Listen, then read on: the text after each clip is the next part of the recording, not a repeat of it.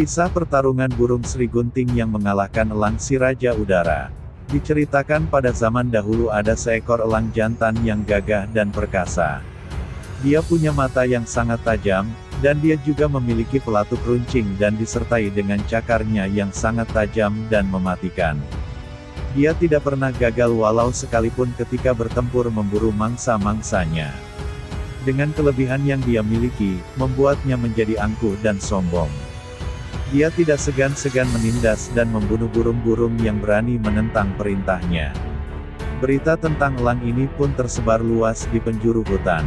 Dia begitu terkenal dan ditakuti di masa itu, bahkan dia dijuluki dengan julukan Sang Raja Udara. Akhirnya berita itu sampailah kepada telinga si burung sawi, Sri Gunting. Burung sawi, Sri Gunting adalah seekor burung yang memiliki suara yang bagus dan juga punya keahlian khusus yaitu bisa menirukan suara dan gerak-gerik burung lainnya. Dinamakan Sri Gunting ialah karena burung ini memiliki ekor yang terbelah dua mirip seperti mata gunting yang siap memotong benda yang ada di depannya.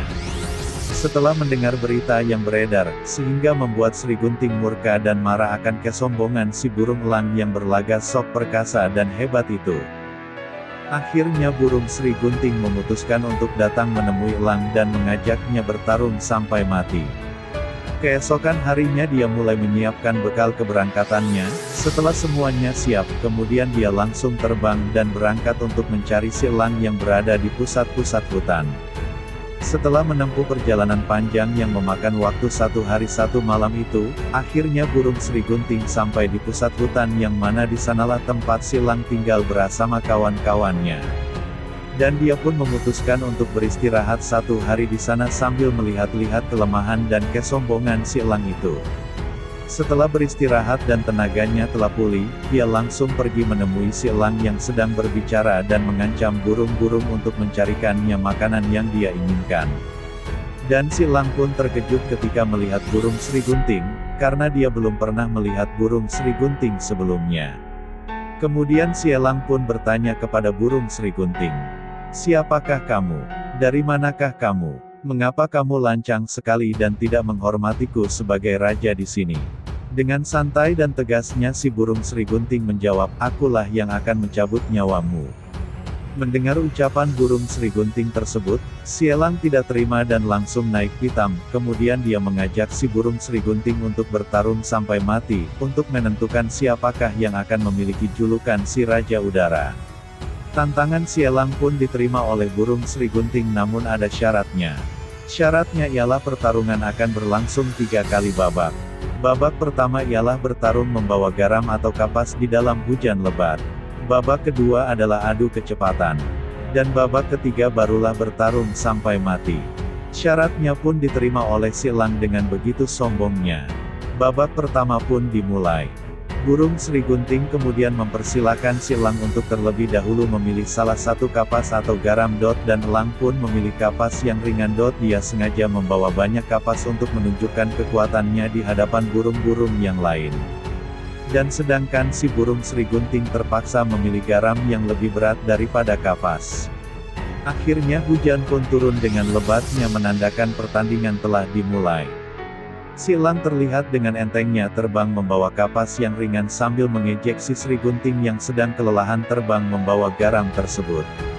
Namun Sri Gunting tetap bersabar dan optimis bahwa dia pasti bisa untuk mengalahkan si elang yang sombong tersebut. Hujan terus turun dengan lebatnya dan terus mengguyur garam yang dibawa oleh Sri Gunting, hingga akhirnya perlahan garam itu pun mulai mencair dan berkurang. Berbeda halnya dengan elang, kapas yang dibawanya justru bertambah berat karena air hujan yang terus meresap ke dalam kapas yang dibawanya itu. Waktu terus berjalan dan ternyata garam yang dibawa oleh si burung Sri Gunting itu pun habis dan lenyap ditelan oleh air hujan yang sangat deras. Namun ternyata si elang justru mulai merintih kesakitan dan kelelahan karena menahan beban kapas yang semakin berat dipenuhi oleh air hujan.